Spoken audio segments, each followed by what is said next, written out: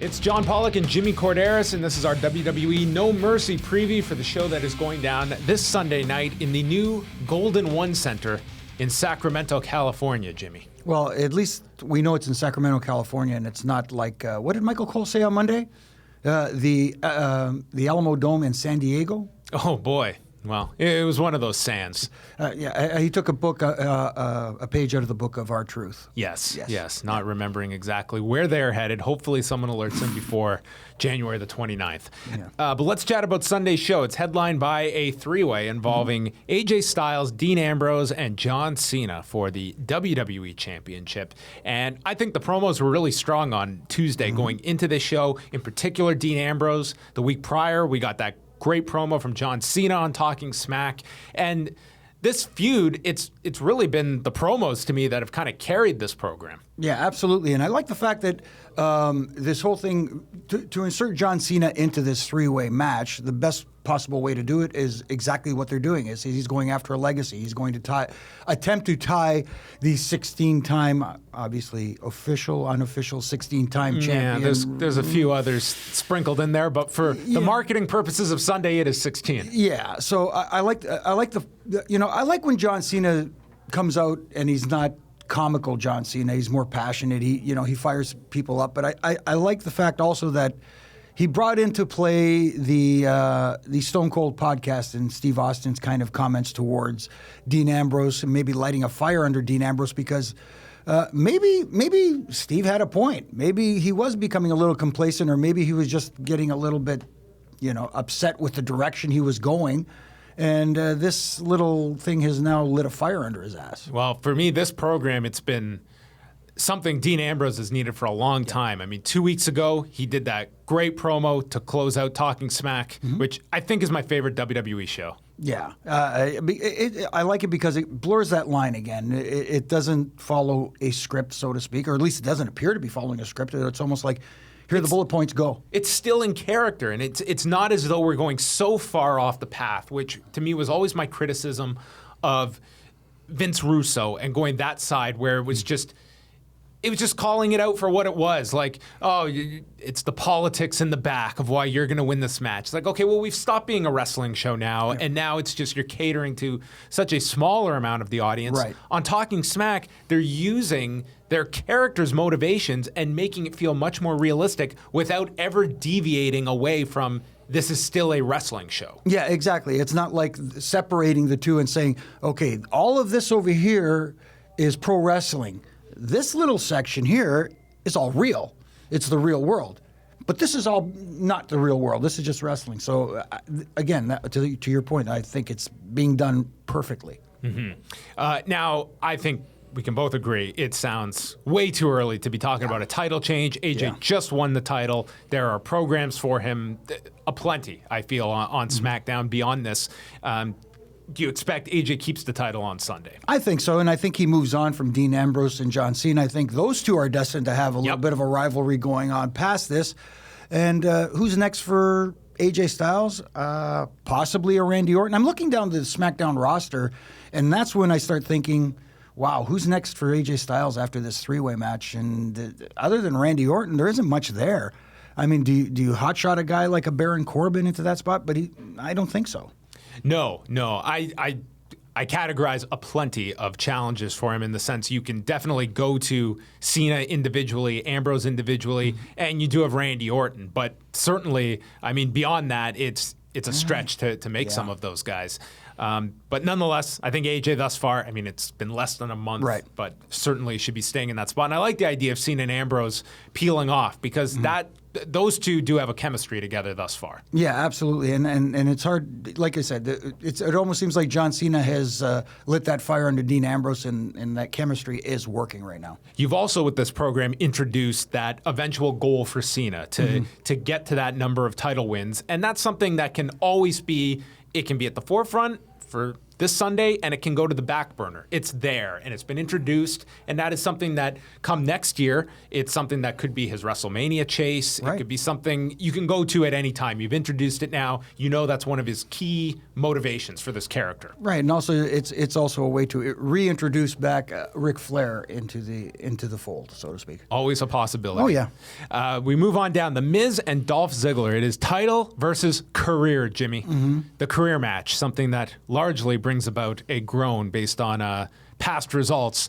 But this one, I feel we're getting the title switch. I think this is Dolph Ziggler's win and ends what has been, to me, a really strong run for The Miz. I would argue this has been his best run, and that to me includes when he first won the title back in 2010, and he had a lot of momentum then. I think since the brand split, he's been one of the best performers on this show. Yeah, I agree. And the only problem here is putting the career on the line almost in this day and age telegraphs to the audience what they believe is going to happen. Now, I know that there's rumors circulating out there on the interweb that maybe Dolph Ziggler is primed for a different position in a backstage role.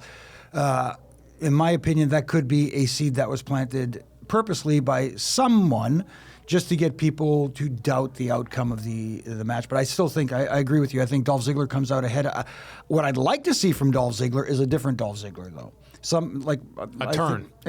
Whether it's a turn or just a different attitude or somebody who's completely different from what we've seen. Maybe, like I said before, a haircut, go back to the more natural colors, not looking a lot like a Shawn Michaels knockoff, and just a completely different look and a completely different attitude. Almost like Mick Foley did in ECW, where he went away from pleasing the fans with his hardcore style and kind of went in the complete opposite direction. Maybe Dolph Ziggler can go from being the showstopper to being just the guy who just go from the show off to yes, I'm the show. Yes, exactly. With all respect to Paul White. Yeah, pretty much. The medium show. Yeah. I really enjoyed the video and that entire Miz TV segment on SmackDown this week. To me, that video, it's a perfect justification for this turn for Dolph, that here I am trying to bust my ass for the audience and look at my career. Look at where it's got me. And it can lead to this turn coming out of this. Now, where The Miz goes from here is also interesting because he, to me, is someone you can elevate into a higher role. He has been, to me, it's been The Miz and the Usos that have been two of the biggest surprises. Not even surprises. They've really run with what has been given them, and they have certainly benefited from this brand split. Absolutely.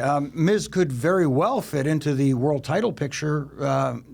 Again, you'll have basically two heels. We'll have AJ Styles and The Miz. But then again, he has elevated himself to the point where he would fit right in a main event picture.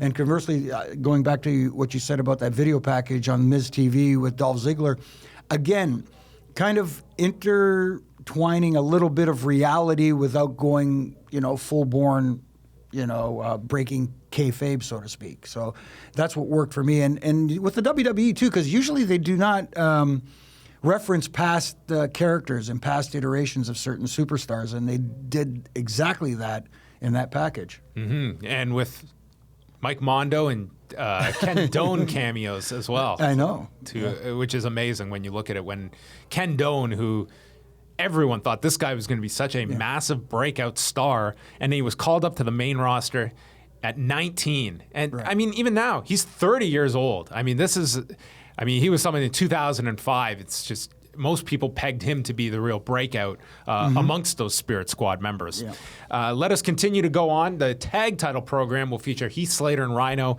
taking on the Usos. For me, it was the chase of Slater and Rhyno and overcoming the odds. That kind of was the chase was the valuable part. And then they won the titles, and it feels as though the momentum has stalled at this point. The Usos, I think, have been excellent since this turn. I would be flipping the titles onto the Usos now, and Slater and Rhyno can still have a part on the show. But I just feel like the championship program, I would really like to see the Usos and American Alpha, because the Usos have been great. I think the Usos as heels have been phenomenal. This was a much needed heel turn for them. Going off that talking smack again when they went off on Roman Reigns, their cousin, guilty by association. The fans turn on him, so they turn on the fans. They've adjusted their style as well. Everything, their look, their style, their attitude, everything. The chop block on the knee. I mean, that's great. It's something that's effective, and it can. When you talk about moves that could be done on anybody, it doesn't matter if you're the Big Show or Kalisto. You do a chop block on the knee, it works. Yeah, I just think the Usos have been great, and I think you should get the titles on them ASAP. Also on this, Becky Lynch defending the women's title against Alexa Bliss. With Alexa, this is certainly a big opportunity for her to probably get some time on a pay-per-view. You would figure these two are going to get that time to go out there and have a proper match. And we're going to see Alexa's made a lot of improvements character-wise. Right. And she's in there with somebody that she can have a very good match with. Absolutely. And of course, Becky Lynch will be the general in this match, so to speak. I'm pleasantly surprised by Alexa Bliss, like you said, from a character standpoint and how she's been on the microphone. A little bit surprised and pleasantly surprised, which is really good. Again, going into Sunday, I don't expect a title switch here either, but this is an opportunity for her to elevate her status as one of the main women on the SmackDown brand. Yeah, I think this match might surprise people. I don't know how high expectations are, but I can see them having a very good match. I'm not familiar with how much they worked together when they were both in NXT, whether they got to work together at all, but maybe in training or something, because one of the things about the women's matches in NXT, especially when you talk about the takeover matches, is those women have had the benefit of getting to work out these matches at the Performance Center for weeks. Right. And, when you're on the main roster, you don't get that. It's almost baptism by fire. You have to do it at a house show. Sure. So we'll see how their chemistry is on Sunday. Yeah, and likewise with Nikki Bella and Carmella. While the personality side, I think, has come out with Carmella since her own turn, she is someone I think that certainly this is going to be, I think, a tougher match because, I mean, Carmella is she isn't as experienced. And she's in there with Nikki Bella, who, I mean, we'll see what they do together, but my expectations are lower for this one. Oh, absolutely. And I think this one's going to be more show, and the other ladies' match will be more go. How about Daniel Bryan's prediction on Talking Smack? When he was asked who's going to win this one, he predicted, I don't think there will be a finish because Carmella has been taking the fight everywhere around the arena, and he wanted this to be a no DQ match, but it's not. How about that for a telegraphing? Well, maybe they'll have a Falls Count Anywhere match with the women. Could be. Somewhere down the line. Also on the show, we've got Bray Wyatt and Randy Orton. My clock is set for Sunday night at roughly 11 p.m. Eastern Time, which should signal the end of this feud, Jimmy, and it can't come soon enough. That is what I am going to be thankful for this coming weekend for Canadian Thanksgiving, because I think this has been dreadful. See, it's funny because this was a rivalry feud, whatever you want to call it, that I was really looking forward to because I thought it was one of those deals where Bray Wyatt was finally going to get elevated to the status that we want Bray Wyatt at. And what better guy to do it than against Randy Orton? But then Randy Orton had that match against Brock Lesnar at SummerSlam and pretty much got decimated by him. So now, is this a rebuilding stage for Randy Orton? Someone went and watched the new Blair Witch movie is what happened, Jimmy, because the last 2 weeks have been just some of the campiest stuff I've seen on WWE television in years. Yeah, and I get it. I get the whole Bray Wyatt, the mystical character that he is. At the same time, trying to incorporate this... what did he do? He evaporated? What did he do? What did Daniel Bryan say? Yes, he said, take me home. Vaporized? Which is what I'm telling these two to do for this feud, is to take it home. I hope Randy Orton just wins, moves on.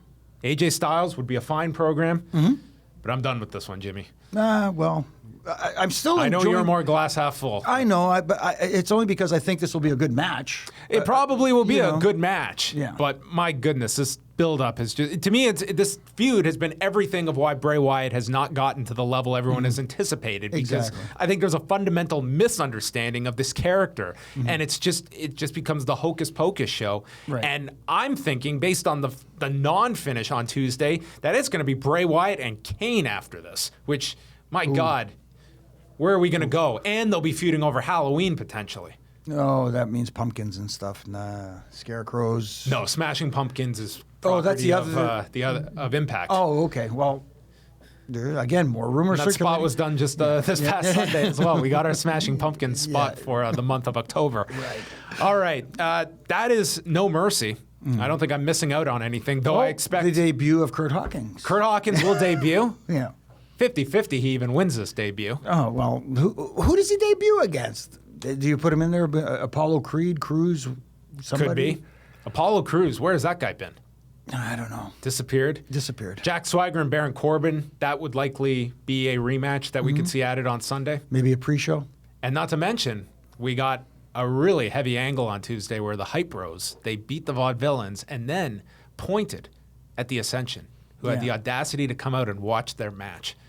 And thus, we have an issue. Yeah, and I forget who said it. It's not like they don't have 65 monitors backstage that the Ascension could have just sat down in front of and watched. But, hey, maybe they wanted a ringside view. Maybe they just wanted to compliment them. Maybe they just want to get seen on TV. The Hype Bros just jumped to conclusions. Yeah.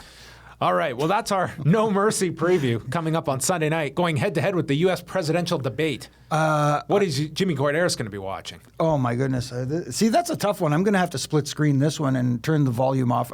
Oh, wait a minute. It is a SmackDown pay-per-view, so that means David Otunga. I'll probably have the volume on the debate. There you have it. I mean, Twitter would be very disappointed if Jimmy Korderas is not tweeting about the debate. Oh, I forgot. Yeah, Twitter. I took a little break, but I'm back now. He's back. At Jimmy Korderas, the only place to be on Sunday night. And you can catch The Law after No Mercy. We're going to be up at midnight Eastern. It will be myself and Jason Agnew running through No Mercy. Plus, we'll be joined by Mick Foley on the program, Dave Meltzer, and taking lots of your phone calls. So check it out Sunday night at liveaudiowrestling.com. For Jimmy Korderas, I'm John Pollock, and enjoy No Mercy.